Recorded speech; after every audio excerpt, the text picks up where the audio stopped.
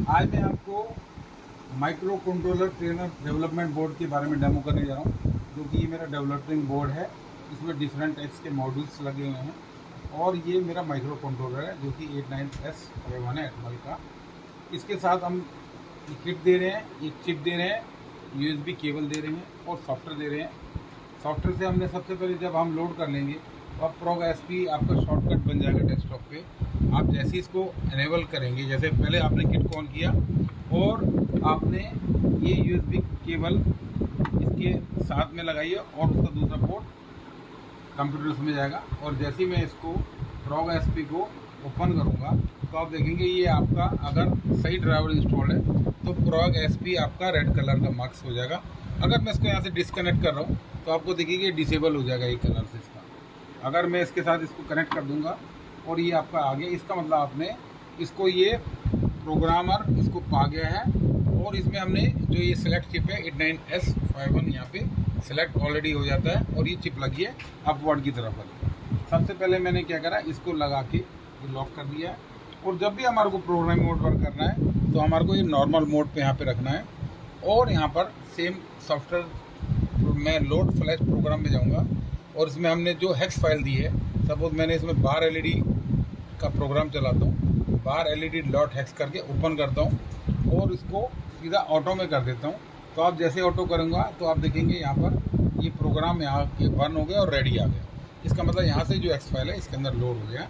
अब मैंने मैनुअल्स में पेज नंबर 25 पे जाता हूँ तो ये बार LED का आपने देखिएगा, बार LED ग्राफ के बारे में लिखा है। तो इसमें देखिएगा मेरे को कनेक्शन है जो CPU 4 का कनेक्टर है वो CN CPU 6 के साथ लग जाएगा, जो कि मेरा अपवर्ड की साइड है। और CN CPU 5 को CPU 7 से लगाना है। तो ये मैंने कनेक्शन यहाँ से लगा दिया। प्रोग्राम चलाने के लिए मेरे को जनरली क्या है, या मैं प्रोग्राम मोड करता हूँ और रीसेट करूँगा तो आप देखेंगे मेरा ये बार LED का प्रोग्राम्स है ये आपका चल गया है। इसमें आप चाहो तो पावर केबल यहाँ से यहाँ भी लगा सकते हो, और इसमें ऐसी ज़रूरत नहीं है, हमने मैनुअल में दिया हुआ है। तो आप इसमें और LED इसको यहीं से मिल जाती है। तो ये मेरा बार LED का ग्राफ का यहाँ पर प्रोग्राम चल गया। अब सेकंड प्रोग्राम जो है मेरा LCD स्क्रीन का है, तो उसमें सेम प्रोग्राम करने के लिए मैंने सारे डिस्कनेक्ट करने हैं। कोई भी इसमें केबल्स कनेक्ट कहीं भी नहीं होनी चाहिए, नॉर्मल मोड पे कर दिए, जो कि हमने यहाँ पे प्रोसीजर में लिखा हुआ है। सेम मैंने लोड फ्लैश प्रोग्राम करता हूँ और LCD डॉट हेक्स के नाम से फाइल करके जैसे ही मैं ऑटो करता हूँ तो आप देखेंगे प्रोग्राम फ्लैग यहाँ प्रोग्रामिंग बार आपका प्रोग्रेसिव की तरह होगा, कि जिससे ये प्रोग्राम इसके अंदर प्रोग्राम हो रहा है। और जब ये प्रोग्राम हो जाएगा ये रेडी टू यूज़ आ जाएगा लिखा, जैसे प्रोग्रामिंग अभी आपकी ग्राफ में चल रही है तो आप देखिएगा रेडी आ गई, इसका मतलब मेरा LCD डॉट आ गई इसमें। तो ये सेम प्रोसीजर करने के लिए सबसे पहले मैंने क्या करा, प्रोग्राम रन करने के लिए लेफ्ट पे मेरे को स्विच कर देना है। और ये केबल जो है CPU 2 को CPU 9 से लगाना है। CPU 2 ये हो गई है तो ये CPU 9 यहाँ पर नीचे वाला हो गया। और सेम CPU 3 जो कि नीचे वाला है और ये CPU 8 से लगा। और जैसे ही मैं इसको रीसेट करूँगा आप देखोगे तो यहाँ पे आप देखोगे विनेटिक्स ETL ट्रेनर लिखा जाएगा। ये देखिएगा ये मैंने इंटेंसिटी इसको कंट्रोल कर रहा हूँ तो आप देखेंगे। और ये इसका देखिएगा LED का जो आपका इंटेंसिटी का है ये आपका कंट्रोलर है। तो आप देखेंगे यहाँ पे ब्लिंकिंग हो गया, तो ये मेरा प्रोग्राम यहाँ पे रन हो गया। सेम प्रोसेस सबके लिए फॉलो 7 सेगमेंट डिस्प्ले के लिए। तो उसके लिए सेम मैंने क्या किया, ये नॉर्मल मोड पे लिया और इसको डिस्कनेक्ट कर दिया। जब भी हम प्रोग्रामिंग करनी है हमारे को ये कोई भी केबल्स है जो कि 20 पिन के कहीं से कनेक्ट किया। सेम मैंने लोड फ्लैश लिया और 7 सेगमेंट को मैंने क्या है 7 सेगमेंट के नाम से फाइल होगी SSD के नाम से SSD.x। तो ये मैंने सिलेक्ट कर लिया और ओपन किया। तो आप देखिए ओपन करने के बाद मैं यहाँ पर ऑटो में कर दूँगा तो आप देखो प्रोग्रामिंग फ्लैश यहाँ पे बार इसका चल गया। ये हेक्स फाइल जो मेरे ये प्रोग्रामर कंट्रोलर के अंदर बर्न हो गया और जब ये हो जाएगा तो रेडी हो गया। इसका मतलब ये मेरा प्रोग्राम हो गया। इसको डिबग करने के लिए सेम मेरे को वही प्रोसीजर करना है। इसमें मेरे को देखिएगा सबसे पहले मेरे को क्या करा, ये इस मोड पे कर देना है और उसके बाद मेरे को क्या ना CPU4 को 11 से, तो CPU4 मेरा ये हो गया और CPU11 ये नीचे का कनेक्ट हो गया।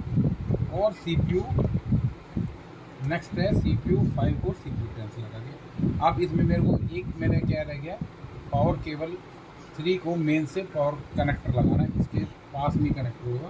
तो आप देखेंगे ये मेरे पास केबल्स है, तो ये देखिए मेन केबल आपका ये यहाँ पे हो गई है। ये देखिएगा इसमें रेड कलर है जो 5 वोल्ट की तरफ होना चाहिए, और ये कनेक्टर भी देखेंगे 5 वोल्ट की तरफ होना चाहिए। जैसे ही मैं यहाँ पे रीसेट कर दूंगा तो देखिएगा 1 2 3 4 फ्लैशिंग इसका 7 सेगमेंट डिस्प्ले पे आपका रन करेगा। तो इसमें कनेक्टर का भी ध्यान रखिएगा कि मेरा कनेक्टर की पोजीशन क्या होनी चाहिए, कि 1 नंबर जो हो यहाँ पे अगर अपवर्ड है तो यहाँ पे भी अपवर्ड होना चाहिए, कनेक्टर को देखते रहिए। सेम मेरा LED आउटपुट के लिए सेम मैं इसको डिस्कनेक्ट कर दी, जैसे मैंने आपको बताया कोई भी प्रोग्रामिंग इस समय आपका नहीं होना चाहिए। नॉर्मल मोड पे कर दिया, लोड फ्लैश लिया, इसमें सेम LED.txt के फाइल से फाइल ओपन करके जैसे ही मैं ऑटो करूँगा तो ये मेरा प्रोग्रामिंग यहाँ पे फ्लैशिंग पे चलने लगेगा। जब ये प्रोग्राम होगा रेडी हो जाएगा। सेम ये जैसे मेरे कनेक्शन है CPU5 को CPU19 से लगाना, तो ये मेरा CPU5 हो गया और CPU19 मेरा ये है। तो इस तरह से मैंने कनेक्टर लगाया, जैसे ही कनेक्टर लगाया तो ये मैंने इसको इधर कर दिया, और मेरा इसको चलाने के लिए जैसे मैं यहाँ पे रीसेट करूँगा तो देखेंगे आपका ये 19 ये देखिएगा 19 ये जैसे ही रीसेट करूँगा तो आपका देखिए अल्टरनेट आपका LED ग्लो होगा। तो ये देखिएगा ये आपका ब्लिंकिंग हो रही है LEDs, 8 LEDs है जो। सेम आप इस तरह से सारे के सारे प्रोसीजर करके जैसे We are starting the demo video for the pressure sensor trainer kit. This is actually a combined module of pressure and temperature module. In this module, the supply is given separately to the system, and there is separate on-off switch with an indicator on the top. In this system, the ground of this complete system is on this terminal, which we first need to connect to the ground of our embedded trainer kit. The ground is on the ADC DAC section. We have to connect it via 2 mm cable, which we have provided. The second connection which we need to make is we need to connect the port 1 of the embedded trainer to this port, this lower port of the LCD, and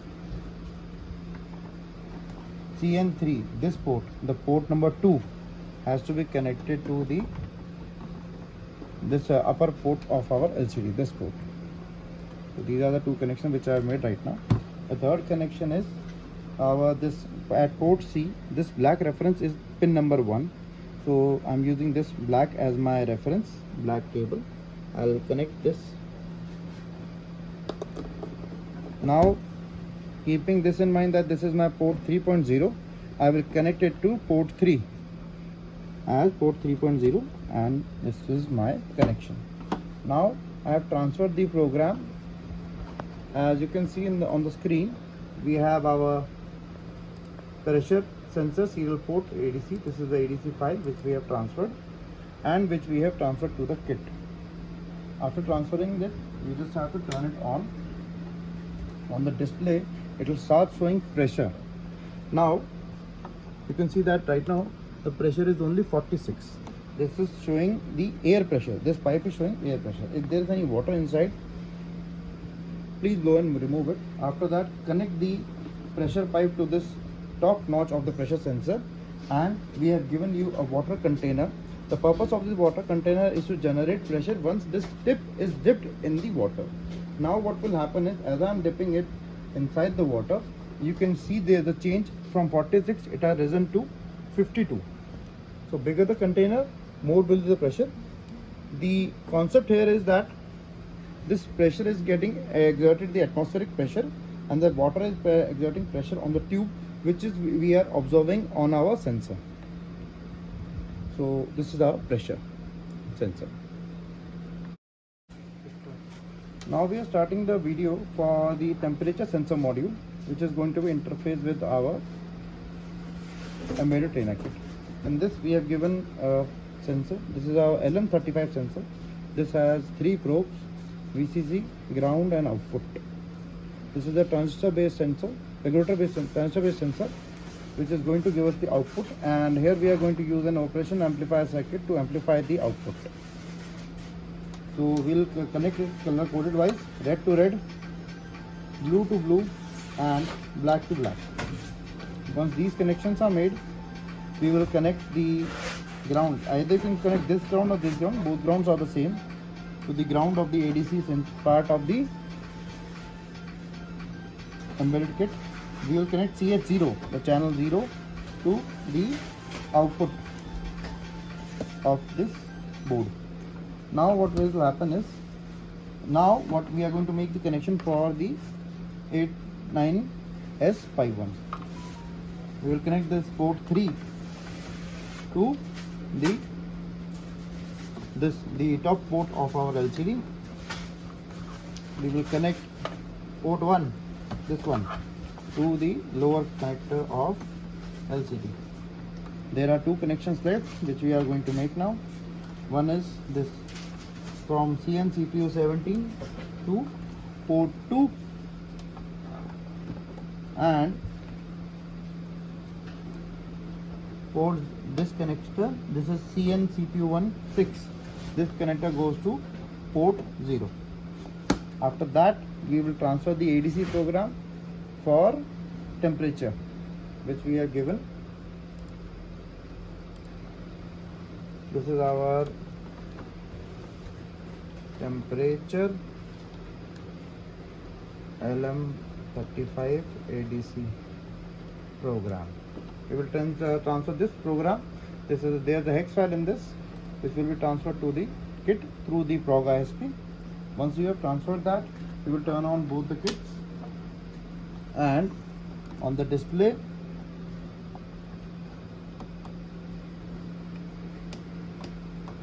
if there is no display, please toggle the switch and to keep it towards the left side and press reset. This will reset the controller and the process will start.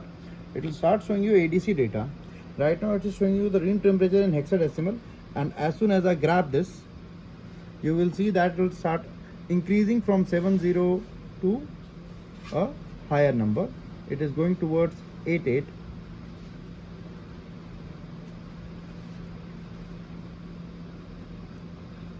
So if you attach an iron to it, soldering iron, which is something very hot, this will give a maximum output of FF.